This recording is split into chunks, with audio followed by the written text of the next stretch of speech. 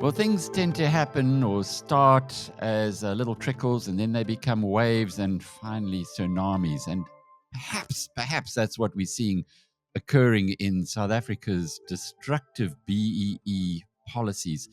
The IRR, Institute for Race Relations, has been making a lot of headway in this regard just by sharing information. But what Makone Maja will tell us this morning is the information is now being shared in a very interesting place. I was taken by your statement, Makone, and lovely to talk to you again, that you are now reaching out to the MK party and the EFF. Now, in many ways, we hear, or they've been painted as people that one doesn't, sensible, rational minds do not engage with. I've always found that to be rather strange, given that we as human beings are a heck of a lot more similar than our differences. But just unpack for us what it is you are doing with the MK party and with the EFF, given that the IRR is such a formidable think tank. Indeed. Thank you for having me, Alec. I think you're right in your characterization of how people typically perceive these parties. I think over and above that, we also have to consider that a lot of South Africans have placed these parties in parliament, in government. So there's certainly a lot of people who, for an institute like RR, which is classically libertarian, um, can see that we are odd liaisons with parties like the EFF and the MK, but we don't think that should stop us from reaching out, specifically if you consider that the political climate has changed. We have firmly entered into coalition territory. And so more opportunities have opened for us to collaborate where we can in areas that we can with even our most odd of ideological partners. And so that's certainly the EFF and the MK. We found specifically that with their opposition to the VAT hike created a very solid bridge for us to reach out to them. This is an issue that the IR and the EFF and the MK have found very solid common ground on, specifically the desire to protect South African taxpayers and even more the poor. Both the EFF and the MK have used very strong words to condemn the VAT hike. They've described it as an attack and a war on working classes and middle class South African sentiments that we generally agree with. So it was the VAT hike that presented that opportunity for us to reach out to them on other ways in which revenue can be raised to supplement the fiscal deficit that the VAT hike is meant to achieve. And when you speak about how people do not necessarily view them as rational, I think that's a mistake. You'll find that there's already so much uh, common areas of agreement between parties like the EFF and the MK, as well as India between with the IRR, and that's on things like BEE. In the MK manifesto, they've described BEE as a failure. They say that it keeps communities persistently marginalized. Again, that's an area where we agree with them. The EFF rather, said in 2017 that BEE facilitates patrimonialism, the stuffing of governments with specifically uh, uh, impersonal democratic governments with friends and family of the bureaucratic state. Again, these are things the IR has long been warning about, that such is the nature of BEE, and that it would be the inevitable result of implementing policies such as BEE. So our was to invite them to discuss alternatives to raising the VAT hike by cutting through things like the BEE premiums. I know you've had my colleague Gabriel Kraus here to discuss those premiums extensively. But we believe that PE premiums are effectively an additional tax specifically on marginalized communities. And if we already have this great desire between the EFF, the MK, and the IRR to shield those underprivileged communities from being further blown away by taxes, we think that BE premiums are certainly one that they should consider. And we believe they'd be open to it. There's already, again, those common sentiments we share around the failures of BEE. BE premiums punish underprivileged communities. They prop up, they say to communities, it's okay for you to stall and stave off your own development, your own job opportunities, your own efficient service delivery in order to prop up BE cadres. That's a big mistake. And we think that the EFF and the MK would likely be open to considering that. What about the alternative that the IRR has been promoting? We had also, apart from speaking with Gabriel about the actual cost of the current elite enrichment program, which the ANC calls BEE, that there is an alternative that Anthea Jeffrey has proposed, which it seemed to make a lot of sense, and certainly to me, and it appears to have worked elsewhere in the world. Have you been able to float that idea? And maybe you can just unpack it for us briefly with the MK Party and the EFF, given that ideologically on this area you are aligned. So you're speaking about EED. That's the policy we call economic empowerment for the disadvantaged. We believe that EED would be a more opposite and incisive way of addressing poverty and economic marginalization in the country. EED, rather than BEE, would identify beneficiaries by means testing them. So you take into one of the things we define along the meritocracy lines in the EED framework is by using economic status, socioeconomic status, as a means of depicting people who would benefit from the policy. And that's very different from BEE because BEE uses race. And race doesn't quite address poverty because it almost uses the word black as a synonym for poverty, which is a mistake because already so much development has happened in the black community in South Africa, in the black society amongst black people. So what ends up happening is that people who would have already acquired those jobs, already been able to do business with the state, are the ones who benefit are launched by these BEE opportunities rather than looking and seeking out people who really are poor. And that's one idea that we will be discussing with DMK and the EFF. So we've used our letter as a sort of invitation to discuss BE premiums and EED with them. We do not see how that they would oppose such a policy. In fact, we are open to having them contribute ideas of enriching EED, specifically in identifying people from those underprivileged neighborhoods and communities in South Africa and how EED can be used to target them specifically and lift them out of poverty, get them on the employment ladder, get them on the economic ladder, and close that gap of economic exclusion. The mere fact that you are reaching across what appeared to be an ideological chasm really says a lot about your perception of those parties. Now, the typical perception, if you look at social media and certainly even the way that they are painted, and they don't help this perception through some of the comments that are made. But it is that the MK party and the EFF are really just fronts, and that the guys who are there are not really interested in those they represent. In fact, they're just interested in grabbing part of the largesse for themselves. Clearly, the fact that you've just reached out to them suggests that you do not go along with that common perception. Listen, I think that that perception shouldn't stop us from reaching out effectively. We should also take into consideration the statements that they've made and attached to things like their manifestos over and above their performance. I think sometimes a lot of it can be just the nature of politics, the performative nature of politics.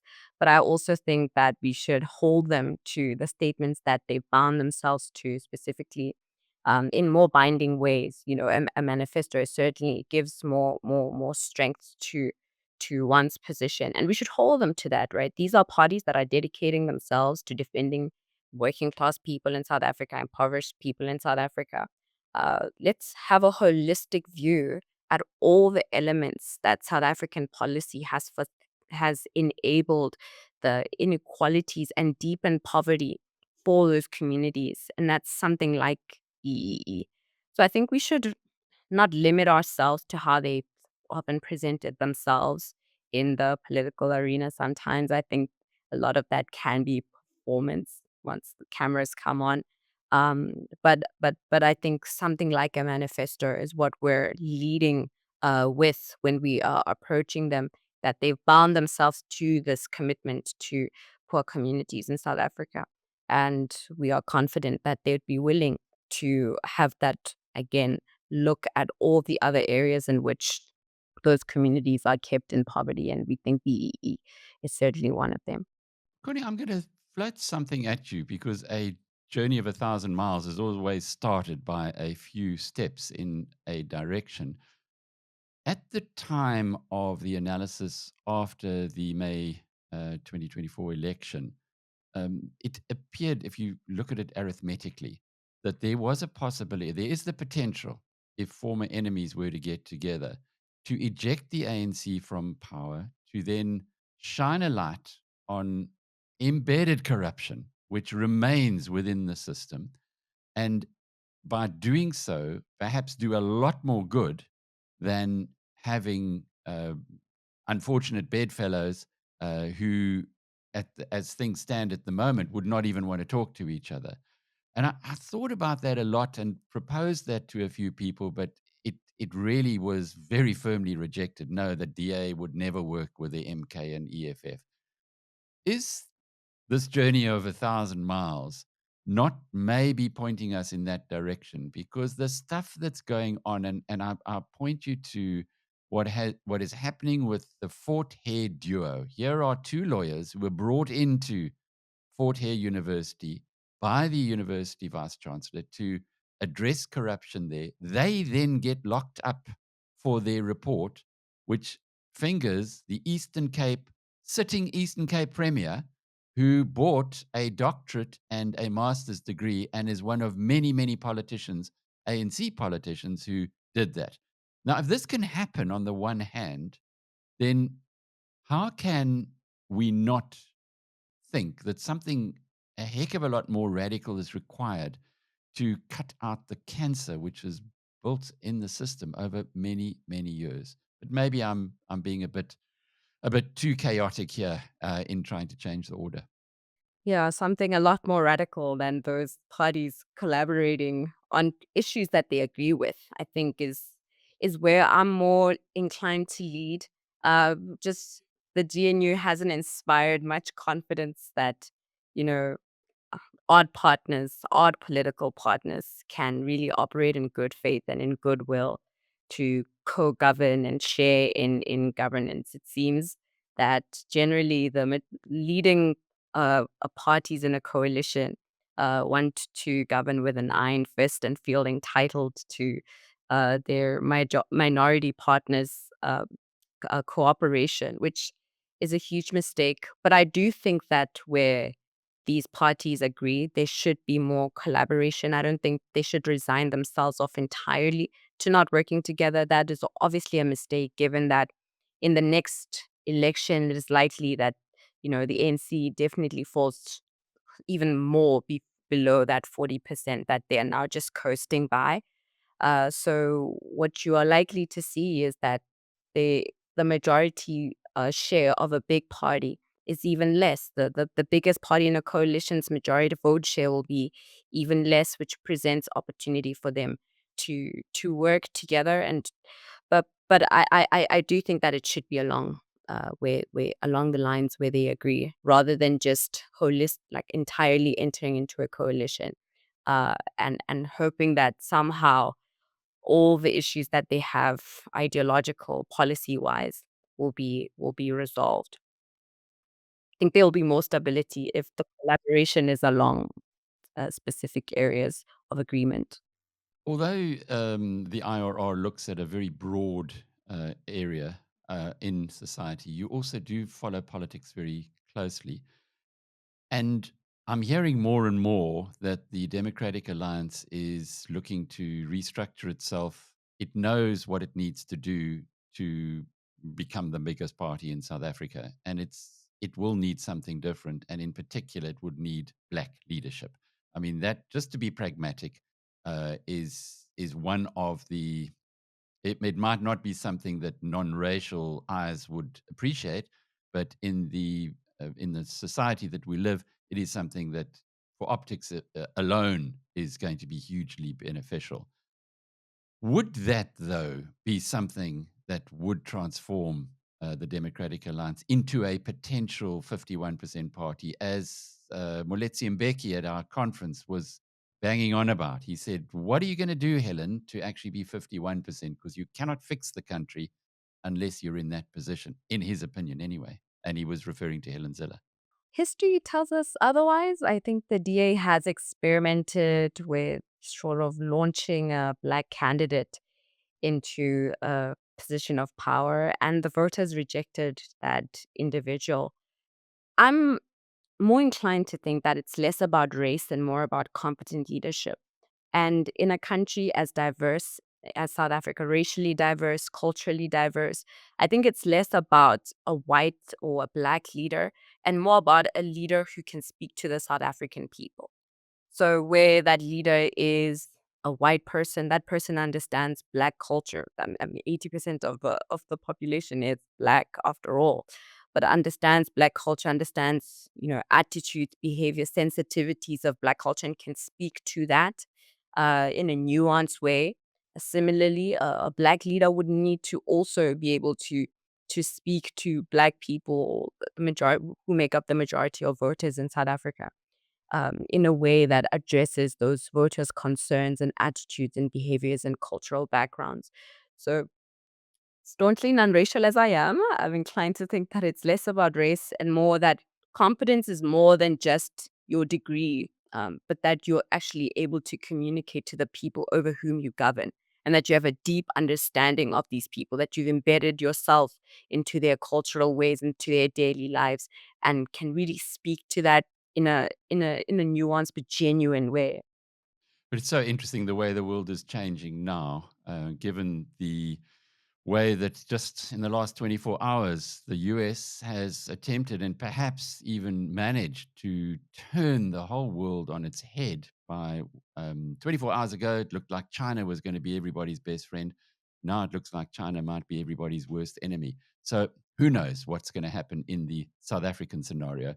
You remain very optimistic, though, Makone, and I think that there are many people who do follow BizNews because we do try and find solutions rather than just moan, moan, moan, which is so easy to do in our beleaguered society. What gives you hope? What gives you the brighter or the glass half full approach towards our country?